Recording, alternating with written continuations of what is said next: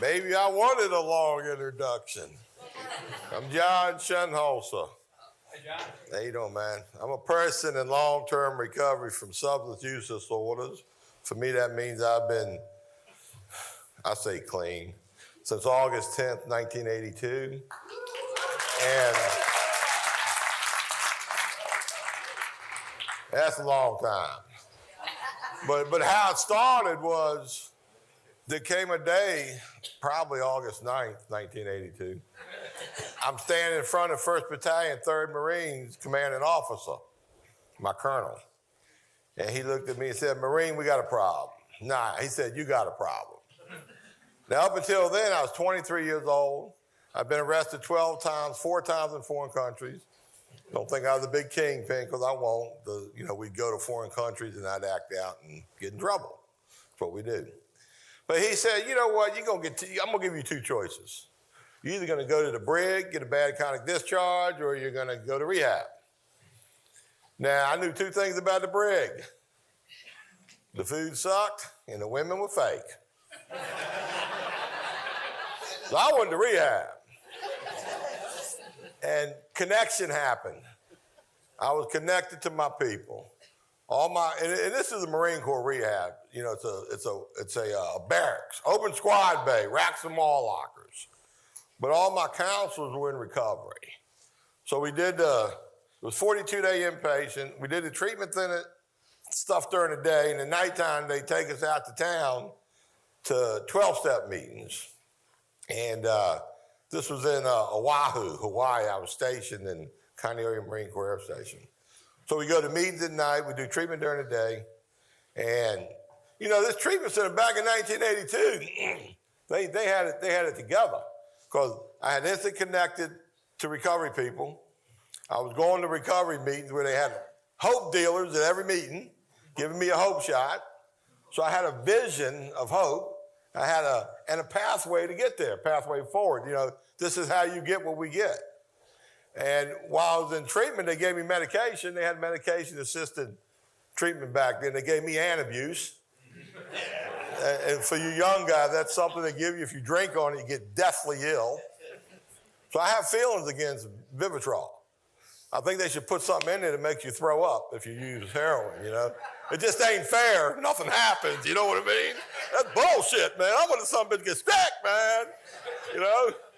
But that's just wasn't meant to be back then. But they also, see that colonel, that threat of freedom, that's like a nudge from the judge. That's like what you get in drug court. And I had a job, full-time job, so I knew I was going to get a paycheck twice a month. I had a roof over my head, I had food. So the stars lined up right, like Chris said earlier. And that's that first connection. I'm here today. That's an amazing thing. Who does that? I'm what they call a 3%er. And I'd been deployed twice, and I went on a 3rd deployment, stayed clean. I'm around gangbangers. We didn't call them back then, but they were my people, They blowing weed on me, dropping acid, getting drunk, and I got to avoid all that stuff. I'm glad you guys are on the front row, by the way, man. I'm looking at you. No matter what the disease put at me, I knew, don't use no matter what. Chase my recovery like I chased my drugs. And here I am 37 years later having this conversation. Now, trust me, we had the Jesus fella down here earlier. God did that, not me, man, because I would have used it several times along the way, but there really is a higher power, and I'm fortunate he fought more at me than I did at him, and here I am. But, my life, it certainly, you stay clean. It's going to be ups and downs, marriages, divorces, millions of dollars, bankruptcy. You get some really exciting times in recovery.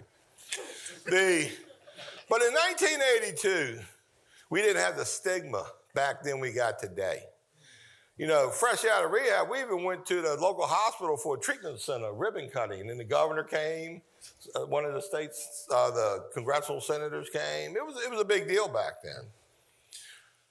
I didn't pay close attention to the stigma getting worse, because I spent about 20 years running the company, making the living, doing well, doing my recovery, doing service work, doing really cool things. I did start my first recovery house in 1985.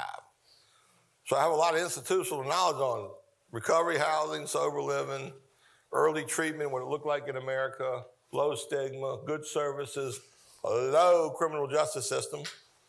You know, see, I was fortunate to get clean before they lock you up for life, or you become a customer for life. Back then it was catch and release. I was very blessed to live when I did.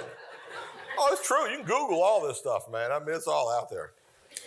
But somewhere along the line, when they really just did that terrible stigma thing, and they criminalized addiction, they demonized addiction, they felonized the consequences, they bureaucratized the dollars.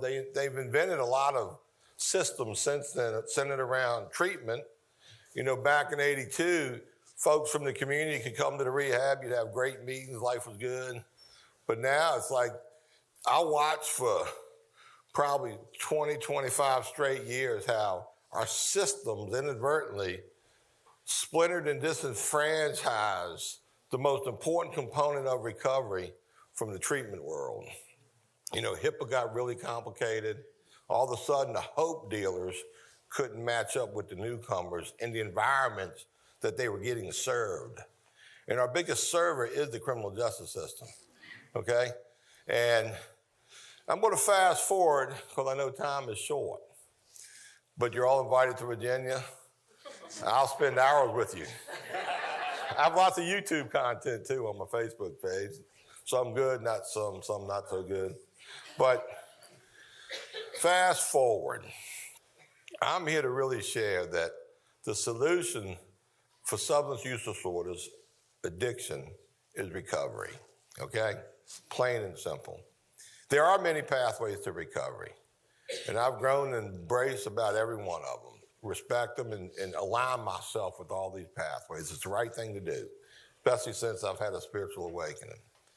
The ultimate weapon against the disease of addiction is another recovering person. And we're at a time now in 2019 where we're getting a lot of attention paid to a lot of pathways. And a lot of pathways are aligning themselves. Like I walk in here, I'm in here tonight, I'm listening to these folks speak, I see what's taking place here. I met Chris and Donna and Paige a few years back, and I've seen a big change in just a few short years. And you know, I see an opportunity here. A lot of open minds, a lot of people agreeing to help and align with each other. And I think you got momentum here. And I travel the country. I've been doing jail and prison talk since 1982, okay? And I've been to 38 different states speaking in correctional environments, in the recovering communities, and I got my finger on the pulse of what's out there in America right now. This community, Lehigh, this hospital, you folks, you're in the upper end of the tip of the spear right now. Now, some of you are probably thinking, holy shit, are you kidding me? But you really are. And, you know, now is the time for the recovering community to really embrace these pathways. And it's the time for these pathways to really embrace the recovering community.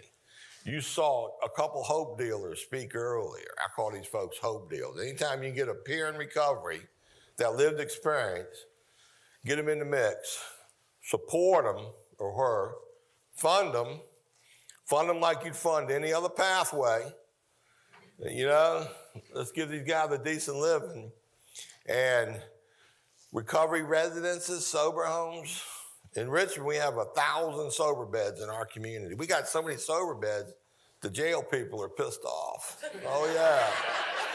They really are. I mean, it's a true story. You Google some of the newspaper articles and stuff. But we need 2,000 more beds.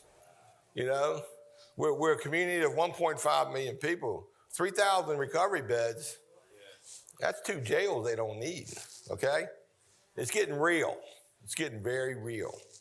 And the future of recovery, it's going to depend on us collaborating, aligning, and working together.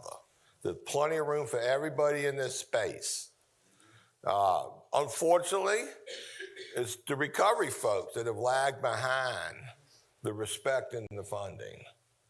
But I think, it's starting to happen.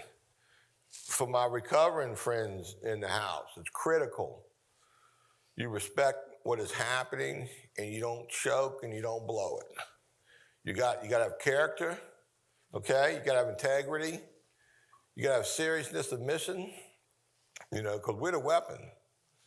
The folks we're aligning with, there's going to be growing pains. Get that in your heads, okay? Every industry has growing pains. Every movement has growing pains, but they're worth growing. So I'm really hopeful for the future. I put it like this. I happen to know the women's movement started in 1848 to get the right to vote. I know they finally got it in 1920. That took 72 years. That's a long time. Now, I've technically started my recovery mission about 20 years ago. And I sometimes wonder, what part of this 72-year movement am I in right now? Am I on the front end where I never get to see the end? Or because of social media, maybe I'm halfway through, things will come a little quicker. I don't know. But I know you young folks in recovery, you got a really high calling, and you got people that came before you, and we're paving the road, and we need you to get on the road and do this thing right. And the folks that are in the space, like there's a big medical clinical world out there. There really is a social, social worker world out there. I mean, it's real, There really is a thing called trauma. All these things are real, they exist, As a recovery guy, I don't know everything, but I did become a trauma expert. Oh yeah. If you got trauma, I guarantee I'll stir it up, man. I mean, we're gonna flush it out. Now, I don't know what to do with it when it comes out. But I got some phone numbers. I can call some people. But, I mean, we're in such a promising era right now. And this event, CARE Talks, a lot of you don't know what CARE stands for. Comprehensive Addiction Recovery Empowerment Talks. This belongs to us, the recovering community. This purpose is to have problems and solutions within an 8 to 10 minute talk. And I'm actually a long talker, but a very abbreviated short talker. I'm going to say something a lot of you heard before, but some of you haven't heard this before. There's two things I like to end this with. One is, there is an addict in a hole and can't get out. Preacher comes by and says, "What's up, dog?" "I'm an addict, I can't get out." Preacher says, "Well, let's do some prayers. Here's the Bible. I'll come see you on Wednesdays and Sundays." And the preacher don't mean nothing. Now, this is all cool. I love Christ. I got him on my heart, But not every addict responds to that. Along comes a doctor. "What's up, dog?" "I'm an addict. I'm in a hole. I can't get out."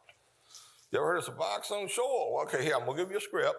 I want you to do 2 groups a week, and we'll check on you every 30 days. That'll be $300. And then, people respond to that. I'm not knocking subs. We have a foundation full of subs. But an addict comes along in recovery, looks down in the hole and says, "Yep, I know what's going on." Addict goes, "What do you mean?" Old timer said, "Look, step aside," jumps down the hole with him, says, "Follow me, I know the way out." Now, when you collaborate that with all these other resources, you get a lot more people out of the hole. And one last thing, I have a modified starfish version. The storm blows a whole lot of millions of starfish on the beach, and they're all going to die when the sun comes up, okay? And little boy's out there trying to flip as many of these starfish back out into the sea before they die. He might get a couple thousand out of 10 million, And his buddy says, "What are you doing?" He said, "Man, I'm just trying to save as many starfish as I can." And his buddy said, "Man, you can't possibly get all these starfish. I mean, what good's it going to do?" And the little boy says, "Well, it does a lot of good for this one." And he throws them back. But here's the hit. There's somewhere around 23 million Americans in recovery, and another 23 million Americans need to be in recovery. just think if all these recovering people ran down to the beach and grabbed another recovering person and shared their lived experience with them, with the support of all these wonderful systems that we have emerging right now. What would the world look like? That's the world I'm shooting for. Yeah. So thanks for having me. Good job. Yeah.